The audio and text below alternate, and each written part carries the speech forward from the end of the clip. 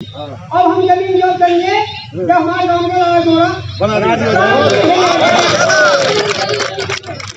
जेवर में बनने वाले दिल्ली नोएडा इंटरनेशनल एयरपोर्ट के चलते दूसरे चरण के भूमि अधिग्रहण को लेकर अब अधिग्रहित होने वाले गांव से संबंधित ग्रामवासी अपनी मांगों को लेकर सभी गांवों में पंचायत कर रहे हैं। रनेरा गांव के बाद अब ग्रामवासियों ने गांव नगला हुकम सिंह में पंचायत की है। इस गांव के लोग अपने गांव को विस्थापित कराने के समर्थन में कतई नहीं हैं। साथ ही उनका कहना है कि जब तक उन्हें इस बात की गारंटी नहीं मिल जाती कि उनका गांव सुरक्षित है, तब तक वह अपनी जमीन की सहमति देने के लिए भी तैयार नहीं हैं। साथ ही उन्होंने सर्किल रेट का 4 गुना मुआवजा देने की मांग भी इस पंचायत में रखी है। नमस्कार, आप देख रहे हैं जेवर प्रेस और मैं हूं आपका दोस्त चंचल कुमार शर्मा। अपने क्षेत्र की ताजा तरीन खबरों के लिए देखते रहिए जेवर प्रेस। जैसे हमने अब से पहले अपनी खेती की जमीन को रजिस्ट्री के द्वारा दे करके और अपनी आने वाली पीढ़ियों के लिए हाथ कटवा दिए हैं, आगे ऐसा ना करें। कोई भी एयरपोर्ट के लिए वो जमीन मांग रहे हैं, वो है पहले हमारा उचित मुआवजा हमें दिया। जेवर प्रेस के सभी दोस्तों को मेरा नमस्कार। दोस्तों, गांव नगला हुकम सिंह में एक बार फिर से आज पंचायत रखी गई है। जेवर एयरपोर्ट को लेकर जो भूमि अधिग्रहण होना है दूसरे चरण को लेकर, उसके तहत जमीन ना देने के लिए, यानी कि ये वो ग्रामीण हैं जो कि सहमति नहीं देने के लिए तैयार हैं। इनसे बात करेंगे जो ग्रामीण लोग हैं। भैया, किस उपलक्ष्य को लेकर आज यहाँ मीटिंग रखी गई है? यहाँ प्राधिकरण जो समिति मतलब मीटिंग कर रहा है 7 तारीख में आके, उसके उपलक्ष्य में सभी ग्रामीण वासियों ने आके यहाँ पर धरना दिया है। अच्छा। यहाँ पर आके बैठे हैं, सभी एक सुर में कह रहे हैं कि गांव हमारा कतई भी किसी भी कीमत में ना उठना चाहिए, ना हमें दोगुना चाहिए ना चागुना चाहिए, हमारा गांव ना उठना चाहिए भाई। अच्छा। अब जब खेतर की जमीन की सहमति जब देंगे, जब हमारे गांव की और पास लाल डोरा और तुम्हारा जो गांव को जो तुम्हारी घरौनी है वो बन जाए। अच्छा। नहीं, उससे पहले हमको सहमति देने के समक्ष में ना है। तो गांव जो तहसील संबंधी अधिकारी हैं, जिला संबंधी अधिकारी हैं, वो गांव में आ रहे हैं लगातार? वो डेली आते हैं, डेली किसी ना किसी इंसान को अप्रोच करते हैं, भड़काते हैं, कमीशन देते हैं, रिश्वत के लिए कहते हैं। वो आते क्यों हैं? वो आम है तो गांव में सभी के पंचायत करके आम है, सभी को मतलब बैठ के आम है। ये बार बार की आना और पब्लिक को भड़काना, जगह जगह जाके एक के घर में जाके बैठ जाना और पब्लिक का भड़काना भी कौन सा तरीका अधिकारी इनको? गाँव में आके लड़ाई करना चाहते हैं। जी बता के परेशान करते, फूट डाल के सहमति लेना चाहते हैं। और फूट सहमति ऐसे मिलेगी नहीं। यहाँ सब एक किसान एकजुट है, पूरे 6 गांव एकजुट है। बिल्कुल 4 गुना से नीचे सहमति नहीं है और गांव की विस्थापन बिल्कुल भी कोई चाहता नहीं है।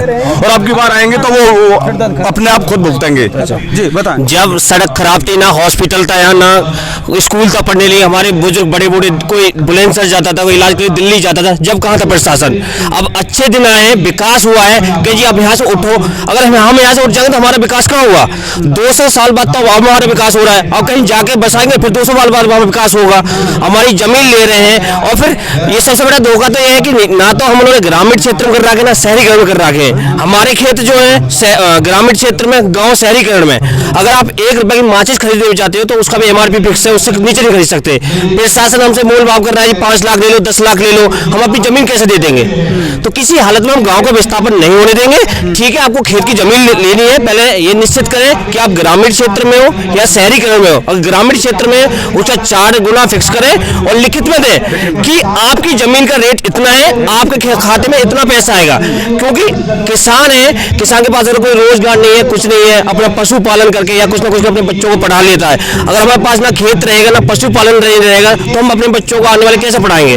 अच्छा, इसी स्कूल में लास्ट टाइम में आया था जिस वक्त प्रशासन के अधिकारी मौजूद थे, और उस दिन जो इसकी टीम है जो सर्वे कर रही है गौतम बुद्ध नगर वाली, गौतम बुद्ध यूनिवर्सिटी वाली, उन्होंने भी यहाँ रहकर पूरा प्रोग्राम किया था। वो सहमति लेने के उद्देश्य से आए थे और उस दिन समस्त गांव वालों ने नकार दिया था पूरा कार्यक्रम।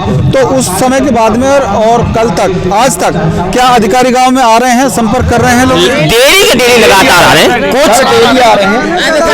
तो अधिकारी डेली आ रहे हैं, दलाल के रूप में कार्य कर रहे हैं। सबका परसेंटेज फिक्स हो गया है। आप इन काम को उठवाओ, इतनी सहमति करवाओ, आपको इतना परसेंटेज मिलेगा। और डेली के दलाल आ रहे हैं, डेली आप भी हो सकता है आप पंचायत दलाल डेली मांगते हैं दलाल है।